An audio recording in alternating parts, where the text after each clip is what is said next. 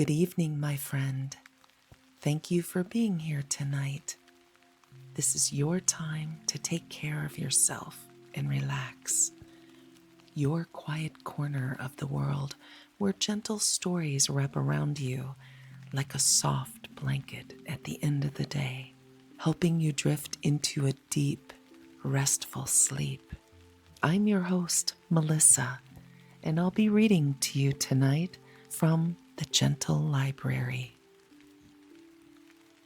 Before we begin, take a moment to settle in. Find a comfortable position, letting your body soften into your bed or blankets. If anything needs to be adjusted, go ahead. This is your moment of gentle self-care. When you're ready, allow your eyes to close. Take a slow, easy breath in and a soft breath out. Let your body begin to unwind as you ease into your nighttime routine.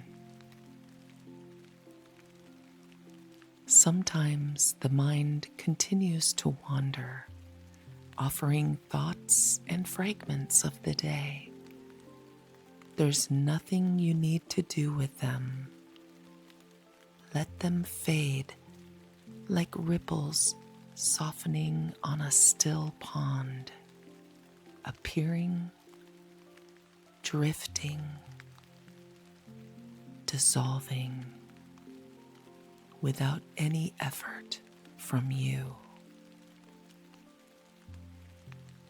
Take another gentle breath in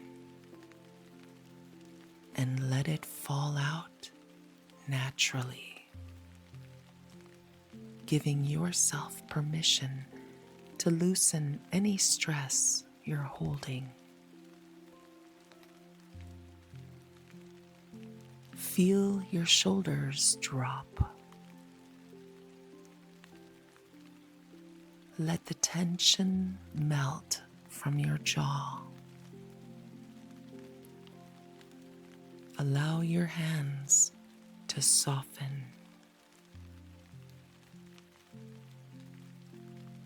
Let your belly relax. Let your legs grow warm and heavy.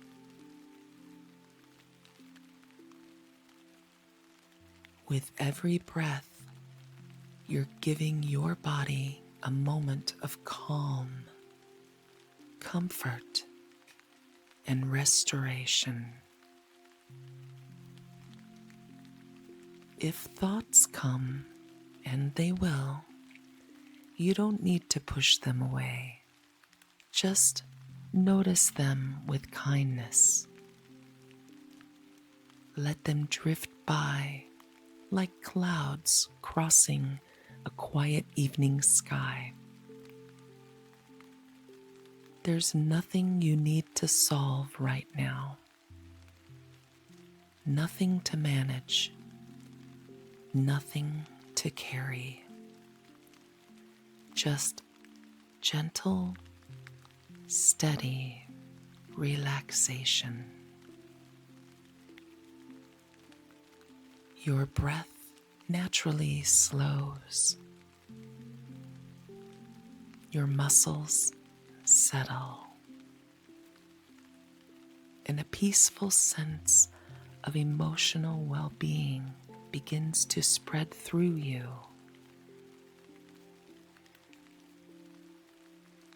This is a moment to unwind, to reconnect with yourself, to release the weight of the day, to prepare your mind and body for deep, restful sleep. Let each exhale soften you a little more. And now, when you feel ready, begin to imagine a peaceful place, somewhere safe, soothing, and comforting. Maybe a quiet farmhouse with warm cinnamon drifting through the air. A cozy room lit by soft lamplight. A gentle rain tapping on the window.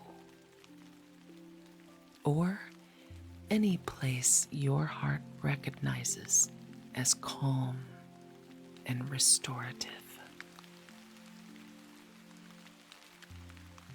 Let that place form slowly, gently, and allow its warmth to surround you. This is where tonight's story begins.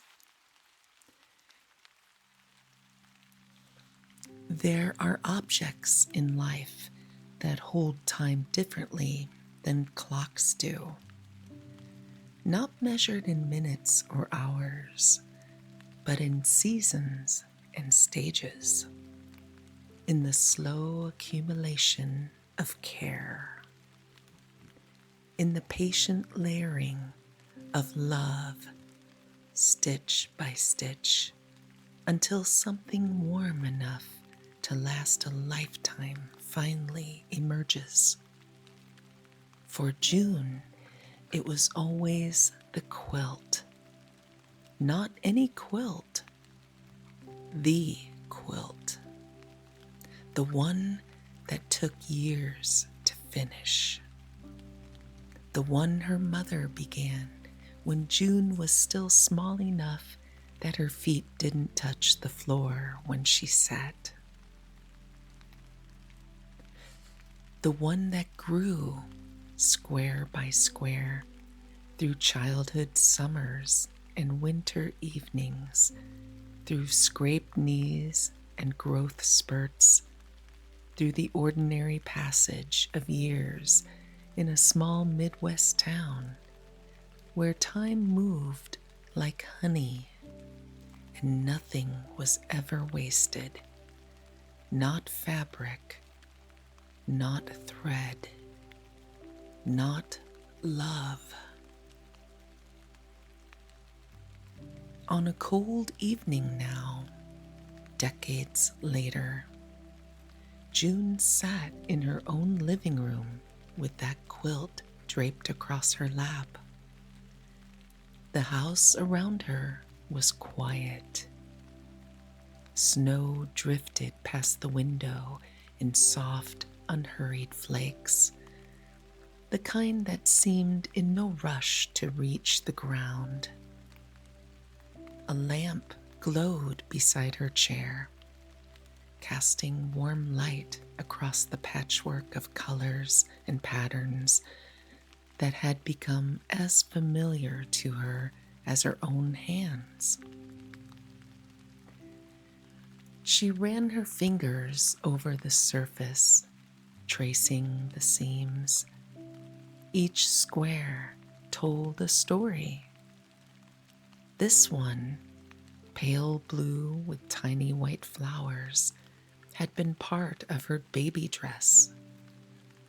This one, faded denim, worn soft from her father's work shirt. This one, cheerful yellow gingham from the kitchen curtains that had hung in the window overlooking the backyard, where lilacs bloomed each spring and raspberry canes lined the fence.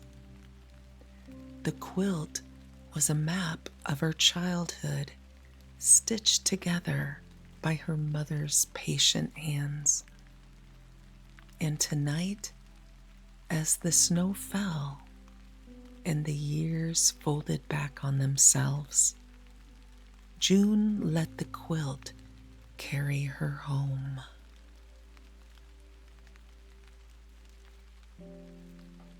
It began, as so many things in that house did, on a Sunday. Not a special Sunday, just an ordinary one in the early 1950s, when June was maybe 8 or 9 years old, still young enough to believe that her mother could fix anything and that home would always feel exactly like this. They lived on the outskirts of a small town in the wide, flat Midwest, in a sturdy house that held 7 people without complaint. The house sat near the edge of town, where the country began.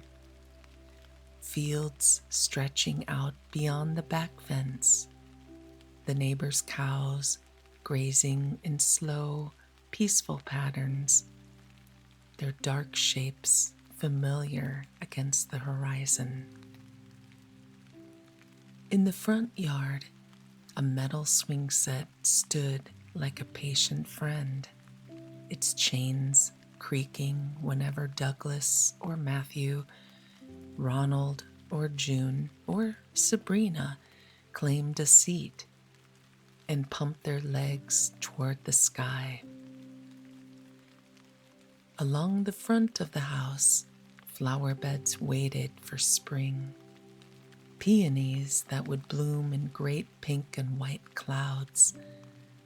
Irises that would stand tall and elegant along the foundation. In the back, a huge lilac bush presided over everything, its branches reaching wide, its blooms perfuming the entire yard come May. Near the back fence, raspberry canes grew in tidy rows, their fruit staining small fingers red every summer. And tucked in the corner of the yard, the small chicken coop shed sat quiet in winter, busy and clucking in warmer months. It was a house made for children, a house made for living. That particular Sunday, the family had returned from church. Coats hung on the coat tree by the door, boots lined up on the mat, scarves and gloves still damp with melted snow. The radio in the living room murmured softly, Joseph's usual Sunday companion. Sometimes it was baseball, the crackle and buzz of distant crowds, the announcer's voice rising and falling. Sometimes it was music, big bands, or the gentle crooning of voices that made the room feel larger and softer at the same time. The children scattered to their usual territories. Douglas, the oldest, serious and responsible, had already claimed the chair near the radio, a book open in his lap. Matthew, quieter and more thoughtful, sat cross-legged on the floor nearby, assembling something with focused hands, a model, maybe, or a puzzle of his own making. Ronald, restless and quick, drifted between the kitchen and the living room, already angling for an early taste of whatever might be cooking, though it was hours yet until dinner. Sabrina, the youngest, stayed close to her mother, as she often did. She looked so much like Hannah, the same curve of cheek, the same dark eyes, the same quiet intensity that sometimes it seemed like time had folded and placed mother and daughter side by side as mirrors. That afternoon, Hannah stood in the kitchen doorway, wiping her hands on her apron. She had that particular look on her face, the one that meant she'd been thinking about something for a while and had finally made up her mind. "June," she said, "come here, sweet girl." June looked up from where she'd been coloring at the kitchen table. A half-finished drawing of a horse spread before her. "Yes, Mama? I want to show you something." Hannah disappeared into the soft pantry off the kitchen and emerged a moment later carrying a wicker basket, old and worn, smooth by years of use. She set it on the table with a soft thump. "What's that?" June asked, leaning forward. "Fabric scraps," Hannah said, lifting the lid. "Every piece of cloth I've saved for the last, I don't know how many years." She began to pull them out, one by one, laying them across the table like treasures. Scraps of cotton, flannel, gingham, calico. Some large, some small, some bright, some faded. Each one a fragment of something that had once been whole. June's eyes widened. There were pieces she recognized immediately. The pale blue fabric with tiny white flowers. She remembered that dress, the one she'd worn when she was very small. The one with the collar that always itched. The cheerful yellow gingham. Those had been the kitchen curtains, hadn't they? The ones that had hung in the window for years before Hannah replaced them last spring. A square of deep green flannel, Joseph's old work shirt, the one he'd worn to the shoe factory. "Will you really use all of these?" she asked. "As many as I can," Hannah said. "Every piece has a story, and when they're all stitched together, they'll tell one big story, the story of our family." She began folding the scraps back into the basket, handling each one with care. "We'll start soon," she said, "but first I need to plan it out. Quilts need thinking, just like bread needs rising." June watched her mother carry the basket away, a small seed of anticipation planted in her chest. A quilt, made just for her. Made from the pieces of her life. The quilt began in earnest a few weeks later, on an evening when winter pressed hard against the windows and the house gathered itself inward for warmth. Hannah cleared the kitchen table after dinner, wiping it down with careful strokes. The children had scattered, Douglas upstairs with homework, Matthew tinkering with something in his room, Ronald outside briefly to check on something in the yard before the dark settled completely. Sabrina hovered nearby, watching. June sat at the table elbows propped, chin in her hands. Hannah brought out the basket again and began sorting the scraps into piles. "Colors first," she murmured, more to herself than to the girls. "Then patterns, then size." Her hands moved with the practiced ease of someone who had done this before, though perhaps not for a quilt this large, this ambitious. She laid out the squares and rectangles, shifted them, rearranged them, and stepped back to consider. "What do you think?" she said to June. "Should the blue go here or here?" June studied the two options seriously, as though this were a question of great importance. "Here," she said, pointing. "Good eye," Hannah said, and placed the fabric accordingly. Sabrina leaned in. "Can I help?" "Of course," Hannah said. "You can hand me pieces when I ask, and later, when I start sewing, you can thread needles for me." Sabrina beamed.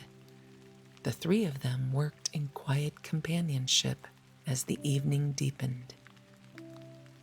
Outside, snow began to fall, fine and steady, the kind that would last through the night. Inside, the kitchen was warm, the scent of dinner still lingering faintly in the air. Joseph appeared in the doorway at one point, pausing to watch. "Starting a new project?" he asked. "A quilt," Hannah said without looking up. "For June." He smiled. "She'll be grown before you finish it." "Maybe," Hannah said, "but she'll still need it." He nodded, understanding in the way he always seemed to, and drifted back toward the living room and the low murmur of the radio. That night, Hannah cut the first squares. She used her good sewing scissors, the ones she kept sharp and never let the children touch. The blades whispered through fabric, snip, snip, snip, each cut precise and deliberate. She stacked the squares in neat piles, organizing them by color and pattern. When she was satisfied, she sat back and looked at what she'd done. "There," she said softly. "Now it begins." June watched, fascinated. "How long will it take?" Hannah considered. "A year, maybe. Maybe more. Quilts don't like to be rushed." She reached out and brushed a strand of hair from June's face. "But that's all right. Good things are worth waiting for." The quilt became a presence in the house, not always visible, but always there. Hannah worked on it in pieces, in stolen moments between the constant demands of keeping a household of 7 running. Some evenings, after the dishes were washed and the children mostly settled, she would sit in her chair near the lamp in the living room, the quilt squares spread across her lap. She stitched by hand, her needle moving in small, patient strokes, in and out, in and out, the thread pulling through fabric with a whisper so soft it was almost imagined. Sometimes the radio played. Sometimes Joseph read aloud from the newspaper, his voice low and steady.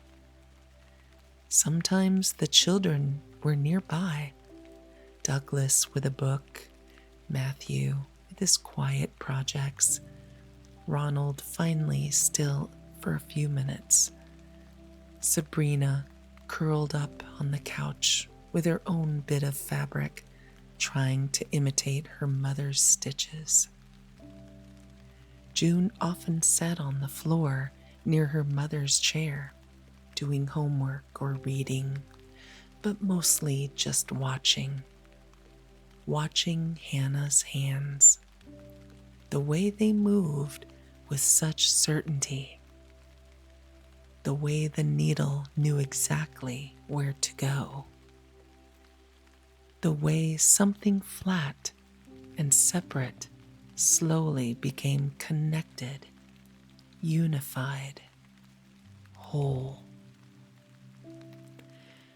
"Why do you sew it by hand?" June asked one evening. "Don't you have the sewing machine?"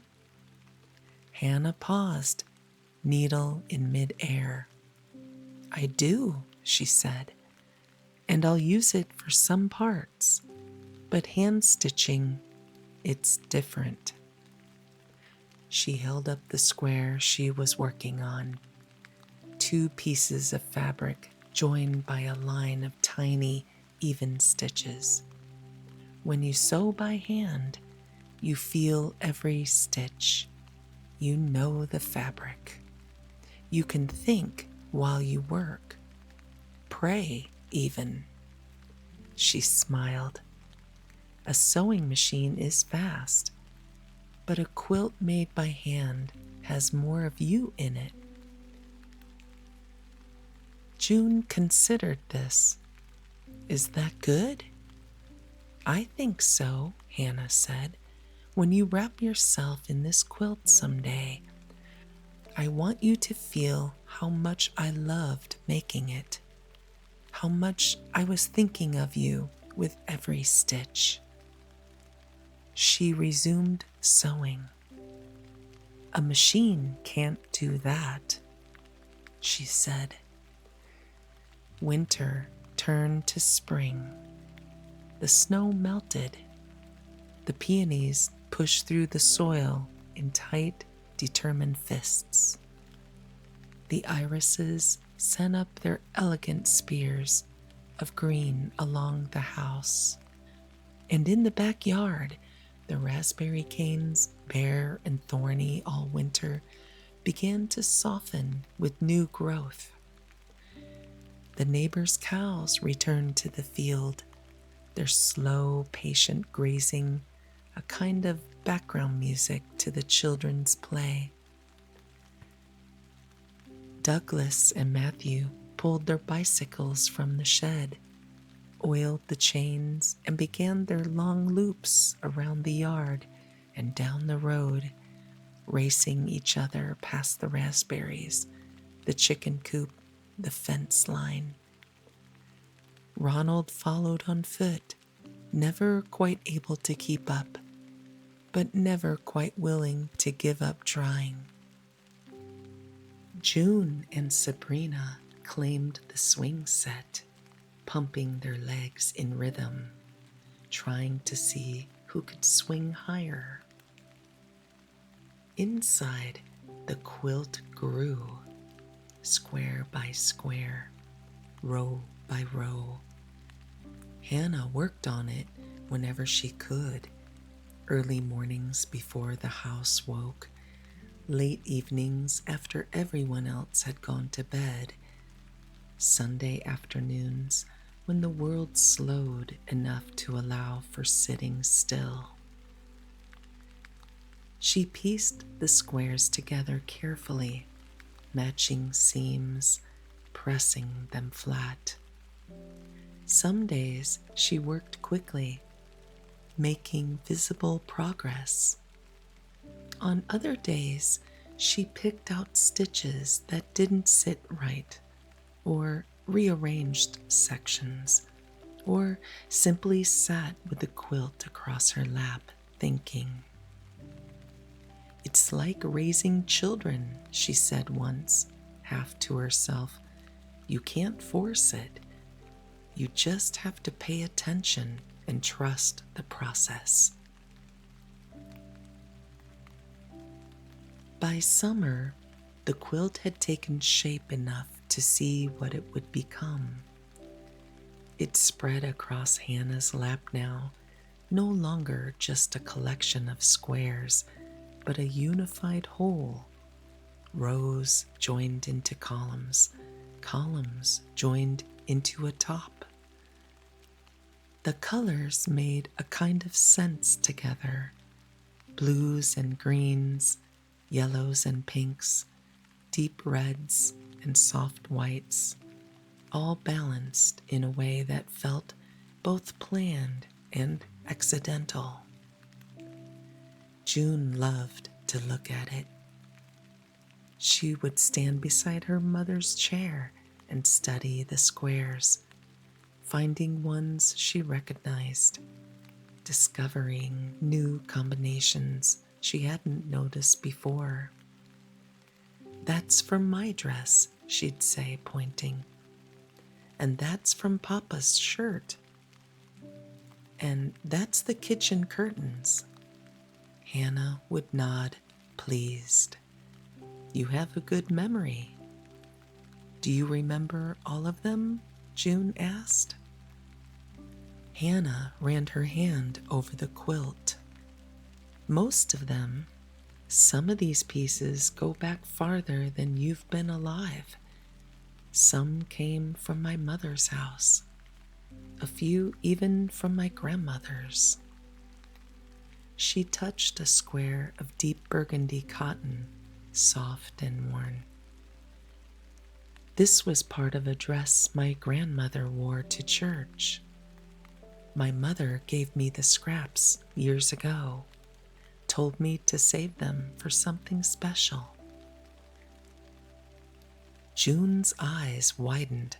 "Really?" "Really," Hannah said. "So this quilt doesn't just hold our family's story.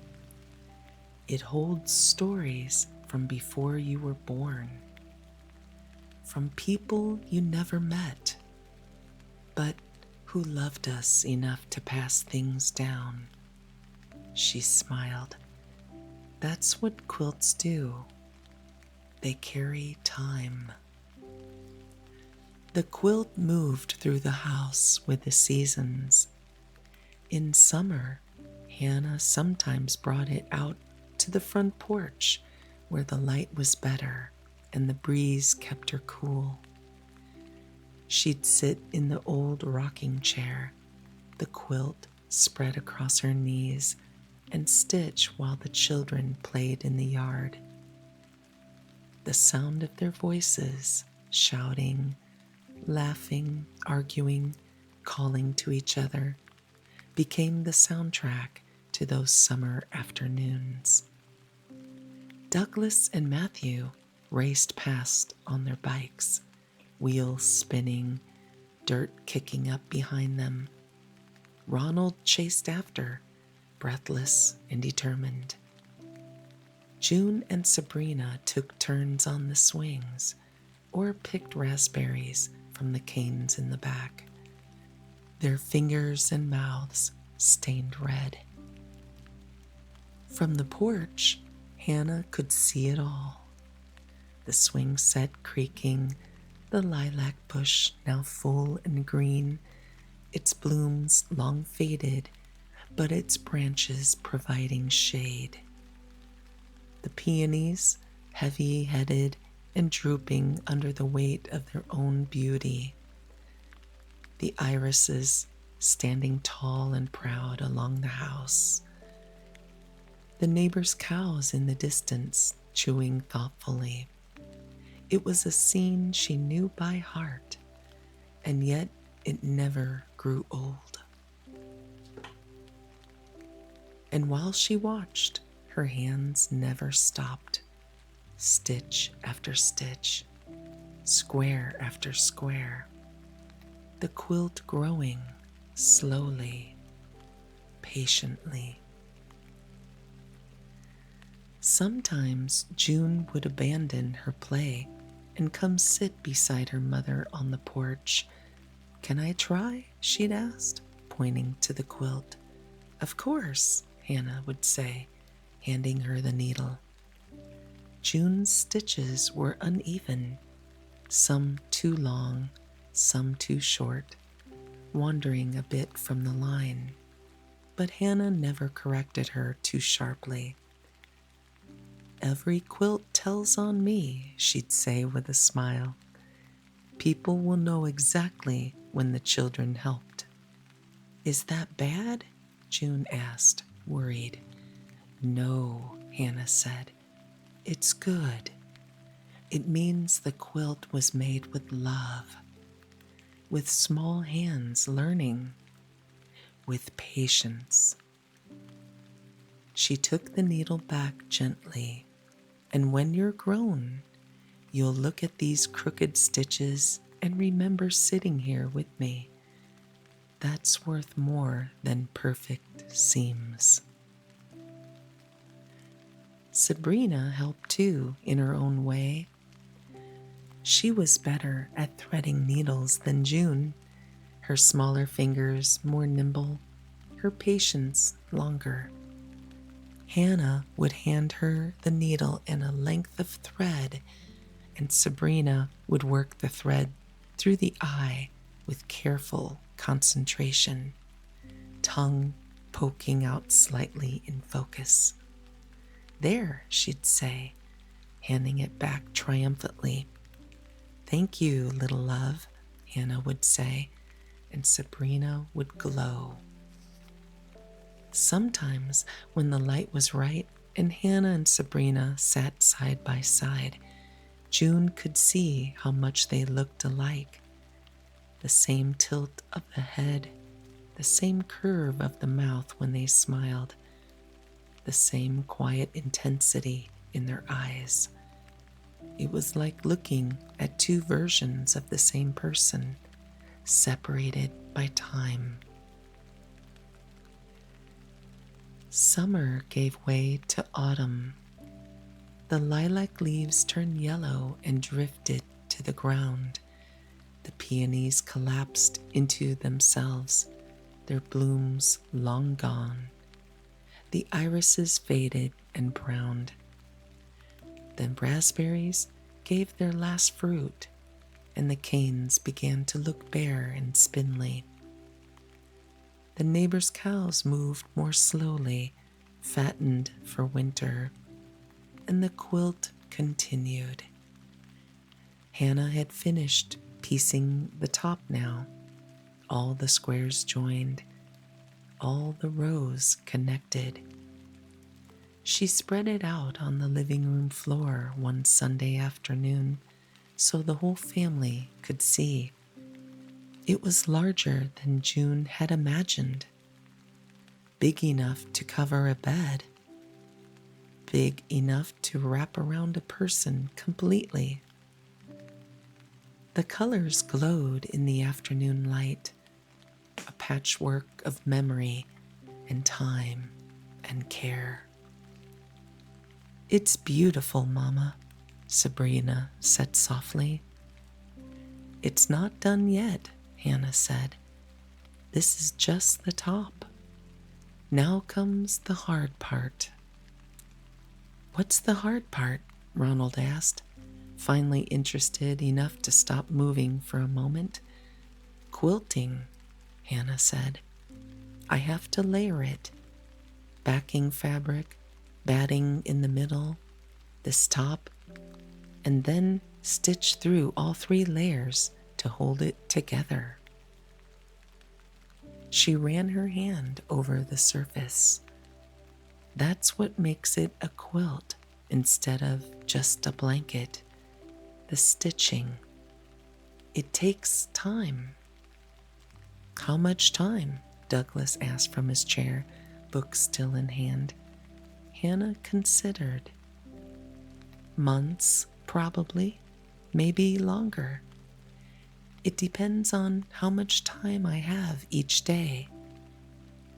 Joseph looked up from his newspaper.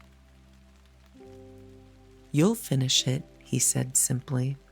You always finish what you start. Hannah smiled at him. I suppose I do. The quilting began in earnest as winter returned. Hannah set up a quilting frame in the living room, a large wooden frame that held the quilt taut and flat, allowing her to work on it section by section. It took up a good portion of the room, but no one complained. The quilt had become part of the family by now. It had its place, just as each of them did. Hannah worked on it in the evenings, after dinner, after the dishes were done. She sat beside the frame with her needle and thread, stitching through all 3 layers in small, careful rows. The work was slow, meditative. Her needle moved in rhythm, down through the layers, up again, down, up. The thread pulled through with a soft whisper. Each stitch held the layers together, made them one. Sometimes she hummed while she worked, old hymns, half-remembered lullabies, tunes without names. Sometimes she was silent, her lips moving slightly in what might have been prayer. Her rosary sat nearby, coiled in a small dish, ready if she needed it. But often the quilting itself was the prayer, the repetition, the patience, the offering of time and care. The children grew used to the sight of her there, bent over the frame, her hands moving steadily. They did their homework at the kitchen table, but drifted into the living room when they were done, drawn by the warmth of the fire, the sound of the radio, the presence of their mother. June often sat on the floor near the frame, watching the needle go in and out, in and out. "Does your hand hurt?" she asked once. Hannah flexed her fingers. "Sometimes," she admitted, "but not in a bad way. It's a good tired, like when you've worked hard at something you care about." She smiled. "Your father's hands hurt from the factory. Mine hurt from this. We're both building something, just different kinds of things." Winter deepened. Snow piled against the windows. The swing set in the front yard disappeared under drifts. The lilac bush became a dark skeleton against the white. The raspberry canes were buried. The peonies and irises slept beneath the frozen ground. Inside, the house was warm. The radio played softly. Sometimes Christmas music now, as the season approached. The smell of bread baking, of soup simmering, of wood smoke and wool and home. And in the living room, the quilt grew, inch by inch, row by row. Hannah's stitches marched across the surface in neat, even lines. Sometimes, when she reached the end of a section, she'd roll the quilt on the frame, exposing a new area to work on. The children liked to help with this. Joseph and Douglas on one side, Matthew and Ronald on the other, rolling carefully while Hannah guided and directed. "Not too tight," she'd say. "We don't want to warp the fabric." They'd roll until the new section was positioned, and then step back while Hannah secured it. "There," she'd say, "good work." And they'd feel proud, as though they'd accomplished something important. The quilt took longer than Hannah had expected. Months became a year. A year became 2. The children grew. Douglas grew serious and tall, his voice deepening. Matthew's thoughtful silences became longer, more contemplative. Ronald's restless energy found new outlets, sports, projects, adventures that took him farther from the house. June's drawings became more detailed, her questions more complex. Sabrina, always the youngest, began to look less like a little girl and more like a smaller version of their mother. And through it all, the quilt remained a constant, a patient companion to the family's daily life.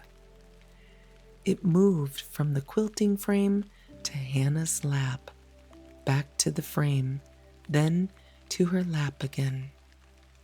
She worked on it whenever she could. Stolen hours, brief moments, late nights when the house was finally quiet. Sometimes she wondered if it would ever be done. Sometimes she worried she'd start something too ambitious, too large.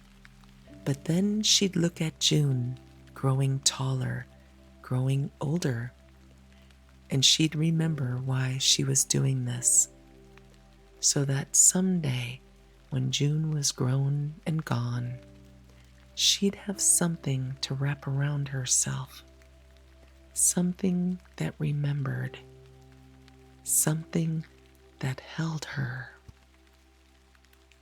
Finally, one spring evening, 3 years after she'd first opened the basket of fabric scraps, Hannah stitched the last row.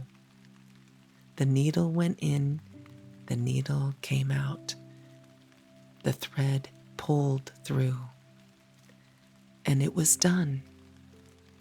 She sat back, her hands resting on the quilt, and let out a long, slow breath. "Well," she said softly, "there you are." June, now almost 12, looked up from her book. "Is it finished?" Hannah nodded. "It's finished." The family gathered, summoned by some invisible signal, or perhaps just by the weight of the moment. Joseph came from the kitchen, Douglas and Matthew from the upstairs, Ronald from wherever he'd been, Sabrina from her spot on the couch. They stood around the quilting frame, looking down at the completed work. It was beautiful. Not perfect. There were places where the stitches wandered slightly, where the squares didn't quite match up, where you could see the marks of learning and effort. But it was whole. It was finished, and it was filled, every inch of it, with love. "It's time to bind it," Hannah said. She explained what that meant, finishing the edges with a strip of fabric that would protect them, make them strong. She worked on the binding over the next few days, her fingers moving with practiced ease. And then finally, truly, the quilt was done. She took it off the frame, folded it carefully, and carried it upstairs. That night, she spread it across June's bed. June stood in the doorway of her room, staring. The quilt covered the entire bed, a patchwork of colors and patterns and memories stitched together with thousands of tiny, patient stitches. "Go ahead," Hannah said gently. "It's yours." June walked forward slowly, almost reverently. She touched the quilt, ran her hand over the surface, feeling the texture of the stitching, the slight puff of the batting beneath. It was soft. It was warm. It was hers. She climbed into bed and pulled the quilt up over herself. The weight of it was perfect, not too heavy, not too light. It settled over her like a hug, like being held. She looked up at her mother, who stood at the foot of the bed, watching. "Thank you, Mama," June whispered.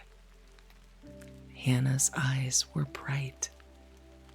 "You're welcome, sweet girl." She leaned down and kissed June's forehead. "Sleep well." And June did.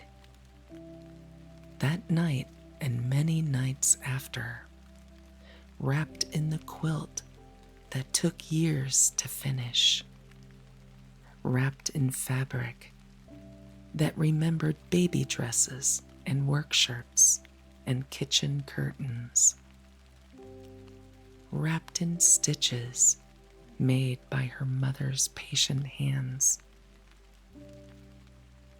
wrapped in love. Years passed, as they do. The house on the outskirts of town saw the children grow and leave one by one. Douglas first, serious and responsible, heading off to college and then to a life of his own. Matthew next, quiet and thoughtful, finding his own path. Ronald, restless as ever, off to adventures that took him far from the Midwest.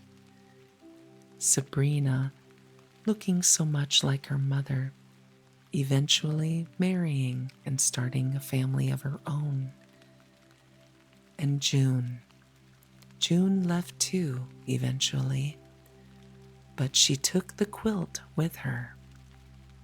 It moved with her through apartments and houses, through different cities and different stages of life. It lay folded at the foot of her bed, or draped over the back of a couch, or tucked in a cedar chest during summers. But it was always there. A piece of home. A piece of her mother's hands. A piece of time itself, stitched into fabric. Now, decades later, June sat in her living room with the quilt across her lap. The fabric was softer than ever, worn thin in places by years of use and washing. Some of the stitches had loosened, some of the squares had faded, but it was still whole, still beautiful, still hers. She ran her fingers over it, finding familiar squares, the blue from her baby dress, the green from her father's shirt, the yellow from the kitchen curtains, and the burgundy from her great-grandmother's church dress. Each one a memory, each one a story. She thought of her mother, gone now for several years, of her father, gone even longer, of the house that had held them all, now lived in by strangers, of the lilac bush and the raspberry canes and the swing set and the neighbor's cows, of Douglas and Matthew, Ronald and Sabrina, scattered now across the country, living their own lives, of Sunday afternoons and bread baking and the radio playing softly, of her mother's hands moving in patient rhythm, stitch after stitch, year after year. All of it held here in this quilt, all of it still warm, still present, still offering comfort. June pulled the quilt up around her shoulders. Outside, the snow continued to fall. Inside, she was warm. She closed her eyes and let herself drift back to that small bedroom in the house on the outskirts of town, back to the first night the quilt had covered her bed, back to her mother standing in the doorway watching, back to the feeling of being completely safe, completely loved, completely home. And as the quilt settled around her, soft and familiar, June felt her breathing slow, her body relax, her mind grow quiet. She thought of Hannah's hands, the needle moving in and out, thousands of stitches, thousands of moments of care, all of it leading to this, to warmth, to comfort, to the certainty that she was loved. The last thing she thought before sleep took her gently was this: someday she would pass this quilt on to someone younger, someone who needed to know that good things take time, that love is patient, that the best gifts are the ones stitched together slowly, carefully, with hands that never stop working, even when tired. That some things, the important things, are worth waiting for.